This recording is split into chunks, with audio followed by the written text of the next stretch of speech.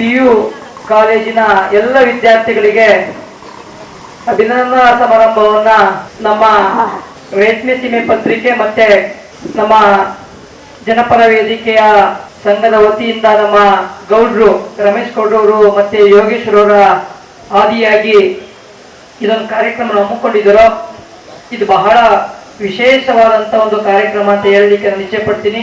ಆದ್ರೆ ಈ ಕಾರ್ಯಕ್ರಮಕ್ಕೆ ನನ್ನನ್ನು ಕರೆಸಿದ್ರು ಮತ್ತು ನನಗೆ ತುಂಬಾ 2 ಗಂಟೆಗೆ ನನಗೆ ಫ್ಲೈಟ್ ಇದೆ, ನನಗೆ ಇರಬೇಕು ಅಂತ ನಾನು ಖುಷಿಯಾಗಿದ್ದೆ. ಆದ್ರೆ 2 ಗಂಟೆ ಫ್ಲೈಟ್ ಇದೆ.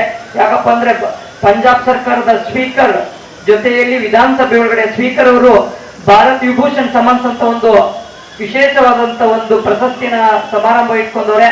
ಈ ಪ್ರಶಸ್ತಿ ಮೊದಲು ಯಾರು ತಲುಪಬೇಕಪ್ಪ ಅಂದ್ರೆ ನಮ್ಮ ತಾಲೂಕಿನ ಜನತೆಗೆ ಮತ್ತೆ ನಮ್ಮ ತಾಲೂಕು ಮತ್ತೆ ಜಿಲ್ಲಾ ಪತ್ರಕರ್ತರು ಮತ್ತೆ ಮಾಧ್ಯಮದವರು ತಲುಪಬೇಕು. ಯಾಕಂದ್ರೆ ನಮ್ಮ ಕ್ಷೇತ್ರವನ್ನ ಗುರುತಿಸಿ ಈ ಮಟ್ಟಕ್ಕೆ ತಗೋಬೇಕಾದ್ರೆ ಮೊದಲು ತಾಲೂಕಿನ ಪತ್ರಕರ್ತರು ಮತ್ತೆ ಮಾಧ್ಯಮದವರು ಮತ್ತೆ ಜಿಲ್ಲಾ ಪತ್ರಕರ್ತರು ಜಿಲ್ಲಾ ಮಾಧ್ಯಮದವರು ಜೊತೆಯಲ್ಲಿ ನಮ್ಮ ತಾಲೂಕಿನ ಎಲ್ಲ ಆ ಕ್ಷೇತ್ರದ ಮೇಲೆ ಇಟ್ಟಿರುವಂತಹ ನಂಬಿಕೆ. ಆದ್ರಿಂದ ಇವ್ರಿಗೆ ತಲುಪಲಿ ಅಂತ ನಮ್ಮ ಅಧ್ಯಕ್ಷರ ಕೈಗಿನ್ನೂ ಆ ಪ್ರಶಸ್ತಿ ಬಂದಿಲ್ಲ.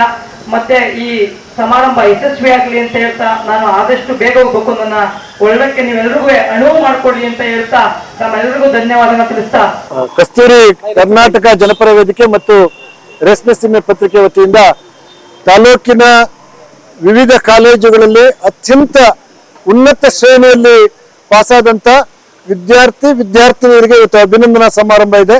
ಬಹಳ ಮುಖ್ಯವಾಗಿ ಆ ವಿದ್ಯಾರ್ಥಿಗಳಿಗೆ ಅವರ ಭವಿಷ್ಯ ಉಜ್ವಲ ಆಗಬೇಕು, ಅವರ ಮುಂದಿನ ವ್ಯಾಸಂಗದ ತಳಹದಿಗೆ ಒಂದು ಸೋಪಾನ ಆಗಬೇಕು, ಮತ್ತೆ ಅವ್ರ ಮನೆಯವರಿಗೆ ಮತ್ತೆ ಅವರ ಪೋಷಕರಿಗೆ ಮತ್ತು ಅವರ ಶಾಲಾ ಶಿಕ್ಷಕರಿಗೆ ಉಪನ್ಯಾಸಕರಿಗೆ ಒಂದು ಅಭಿನಂದನೆ ಮಾಡಿ ಪ್ರೋತ್ಸಾಹದಾಯಕವಾದಂಥ ನುಡಿಯನ್ನು ಆಡಬೇಕು ಅನ್ನುವಂಥ ನಿಟ್ಟಿನಲ್ಲಿ ಇವತ್ತು ಈ ಕಾರ್ಯಕ್ರಮವನ್ನು ಆಯೋಜನೆ ಮಾಡಿದ್ದೀವಿ.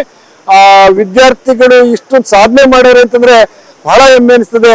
ಎಲ್ಲರೂ 90, 94, 98 ಮಾರ್ಕ್ಸ್ಗಳನ್ನ ಪಡ್ಕೊಂಡಿದ್ದಾರೆ ಅಂದ್ರೆ ನಮ್ಮ ತಾಲೂಕು ಇವರೆಲ್ಲರೂ ಮುಂದಿನ ದಿನಗಳಲ್ಲಿ ದೊಡ್ಡ ದೊಡ್ಡ ಕ್ಷೇತ್ರಗಳಲ್ಲಿ ಇವರು ಸಾಧನೆ ಮಾಡ್ತಾರೆ ಅಂತ ಹೇಳಿ ನಮ್ಮ ಅನಿಸಿಕೆಯಿಂದ ಇವತ್ತು ಕೆಲಸ ಮಾಡ್ತಾ ಇದ್ದೀವಿ. ಇವತ್ತೊಂದು 200ಕ್ಕೂ ಹೆಚ್ಚು ಜನರಿಗೆ ಇವತ್ತು ಅಭಿನಂದನೆ ಸಲ್ಲಿಸ್ತಾ ಇದ್ದೀವಿ.